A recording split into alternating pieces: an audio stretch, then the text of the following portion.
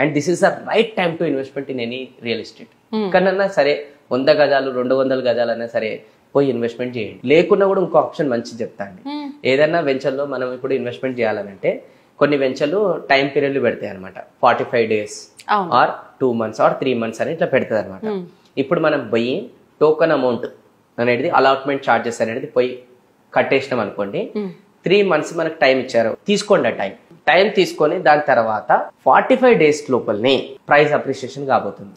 ఆ price appreciation మీకు 10,000 గజం కొంటే అది కాస్త మీకు 12,000 15,000 అవుతుంది. అయ్యింది అనుకోండి, స్టేట్ అవే మీకు జస్ట్ బుకింగ్ అమౌంటే చేశారు, అప్రిసియేషన్ పెరిగిపోయింది.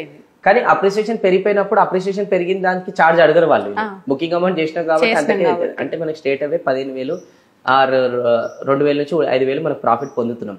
ఒకవేళ మీకు అడ్జస్ట్మెంట్ కాలే 3 నెలల, మీరు ఏం చేయొచ్చు, ఎవరైనా ఫ్రెండ్స్ సర్కిల్లోనో ఇంకా వేరే సర్కిల్లోనో ఇప్పుడు మీరు 10,000కి బుకింగ్ అమౌంట్ చేసారు కదా, వాళ్ళకి అప్రిసియేషన్ పెరిగిన ప్రైస్ కే మీరు అక్కడ అమ్మేసేయచ్చు. ఆ డబ్బు అనేది మీకు ఏం పెట్టకుండా ప్రాఫిట్ కూడా పొంది. సూపర్ ఐడియా, సూపర్ ఇది. అందుకోసం ఎక్కడన్నా జస్ట్ 5 లక్షలు 2 లక్షలు పోయి టోకన్ అమౌంట్ ఇచ్చేసేయాలి. ఇప్పుడు ఉండాలి, మల్టిపుల్ దగ్గర పెడితే ఇంకా మంచిది. అవునవును. ఎందుకు ఆఫ్టర్ గవర్నమెంట్ రిజల్ట్ అయిన ఒక 1-2 months కి ప్రైజులు పెరుగుతాయి. This is the right time to play game, smart game. చూసిన దగ్గర డబ్బులు పెంచుకోండి.